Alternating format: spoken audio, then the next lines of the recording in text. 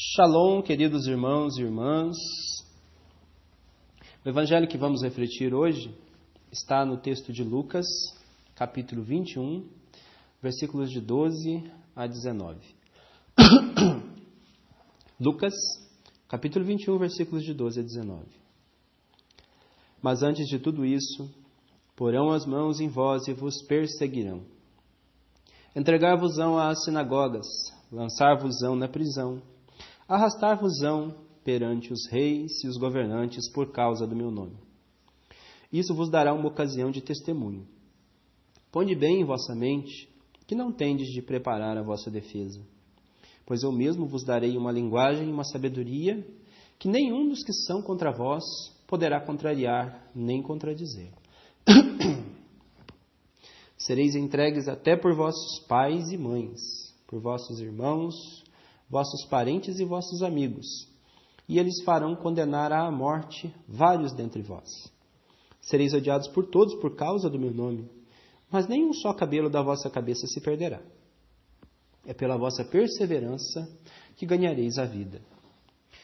O evangelho de hoje nos permite uma leitura sobre 3 pontos: perseguição, testemunho e perseverança.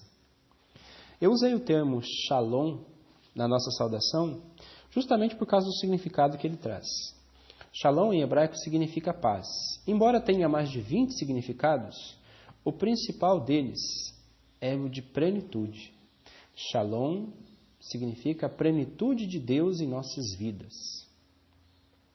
O Evangelho nos permite ver a perseguição em 3 ambientes: nas sinagogas, por parte dos governantes e também pelos familiares. Atualizando para nossos dias, a perseguição ela se dá na igreja, na sociedade, em casa. Isto é, nós somos perseguidos por causa do nome de Cristo. Essa é a chave de leitura de todo o texto. Ser perseguido por causa do nome de Cristo significa: qual é o sentido da nossa vida? Por que é que nós temos vivido? O que é que ocupa o nosso coração? O texto de Mateus 6, 21 cabe muito bem como chave de leitura desse tema. Onde está o seu tesouro, aí também estará o seu coração. Podemos observar, irmãos, que quando aceitamos Jesus Cristo para valer em nossa vida, quando somos radicais na resposta que damos ao chamado de Cristo, e radical significa ter raiz, colocar Jesus no centro, viver a partir daquilo que Ele nos propõe. O primeiro lugar que nós passamos por inconformidades é na nossa casa. Os nossos familiares não entendem por que rezamos tanto, por que participamos tanto, por que vamos tanto, por que ficamos lendo tanto, por que tiramos tanto tempo para a oração. Por consequência, na igreja, às vezes nossos próprios irmãos na fé também estranham a nossa conduta, a nossa posição. Por vezes no confessionário, quando falamos com os padres sobre a nossa adesão, sobre a nossa sinceridade de coração, sobre o nosso sonho em servir cada vez mais a Jesus Cristo na igreja, gastando tempo, gastando dinheiro para fazer retiros, comprar livros, fazer uma coisa, fazer outra, e normalmente às vezes escutamos: quando a esmola é demais, o santo desconfia. Sem contar na sociedade. As pessoas não entendem, criticam, proferem juízo sobre a nossa pessoa. Afinal de contas, tudo isso não importa. Se Jesus é o Senhor da nossa vida, é por causa dele que somos perseguidos. A pergunta central é: qual é o sentido da nossa vida? O que é que nos move? Por que nós vivemos? O que ocupa verdadeiramente o nosso coração? Não importa se a sociedade não nos entenda. Não importa se alguns membros da igreja não compreendem a nossa adesão. Não importa se a família, por vezes, não entenda o porquê nós agimos dessa forma.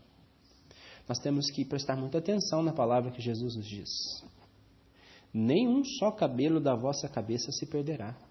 Isto é, Deus cuida de nós em todas as dimensões, em todas as circunstâncias. Jesus Cristo está nos chamando hoje para que nós o aceitemos como Senhor de nossas vidas. E Ele realmente pode cobrar isso de nós. Ele realmente pode pedir esse senhorio para nós.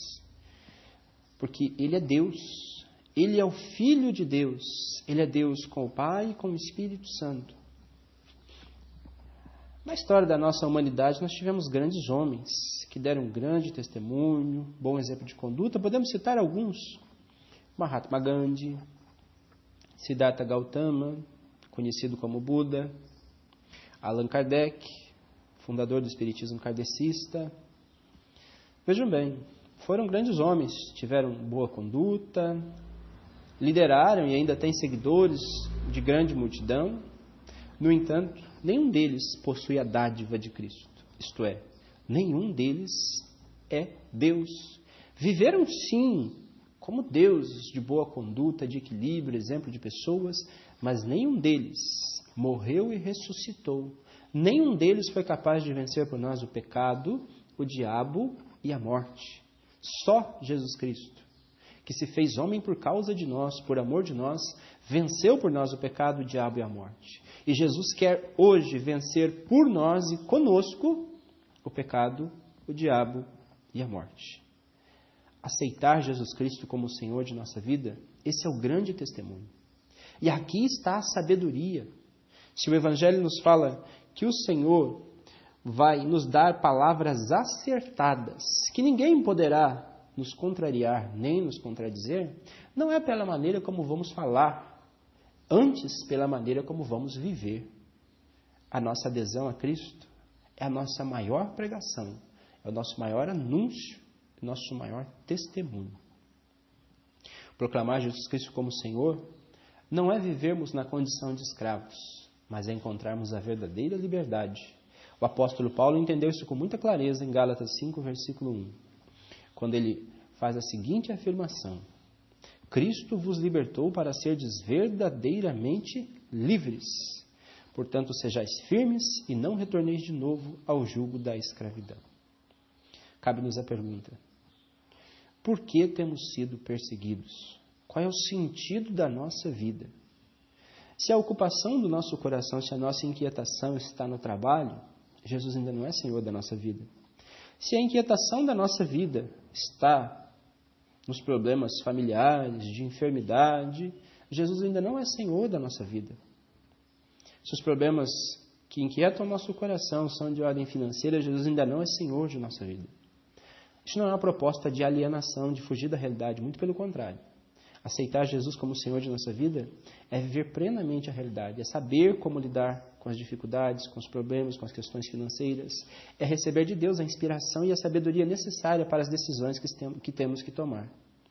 Sendo assim, irmãos, a palavra, mais uma vez, nos coloca na parede perguntando: por que é que temos sido perseguidos? Qual é verdadeiramente o sentido da nossa vida? É preciso que Jesus seja o único Senhor de nossa vida, para que a partir daqui nossa vida confira, ganhe verdadeiramente um sentido de eternidade. Porque Jesus nos salvou não só para a vida presente, mas para a eternidade. Ele é o único capaz de nos conferir a vida eterna. As filosofias dos homens podem até nos orientar, nos direcionar, mas só Jesus pode nos salvar. Só Ele pode nos conferir o céu. Só Ele pode nos conferir a eternidade. Portanto, irmãos, que nosso coração busque esse shalom, essa plenitude de Deus, para que possamos viver cada vez mais com o verdadeiro amor que vai nos ajudar a amar a igreja, amar os irmãos, amar os nossos familiares. Shalom, que a paz de Deus reine em nosso coração. E, para refletirmos durante o tempo em que rezarmos, estivermos meditando em nosso trabalho, em nossos afazeres, cabe-nos a pergunta: por que é que nós temos sido perseguidos? O que tem inquietado o nosso coração? Qual é o sentido da nossa vida? Shalom, que a plenitude de Deus esteja em nossa vida, que o bondoso Deus nos abençoe e nos conceda a sabedoria necessária para bem vivermos na igreja, na sociedade e em família. Shalom. Qual é o sentido da nossa vida?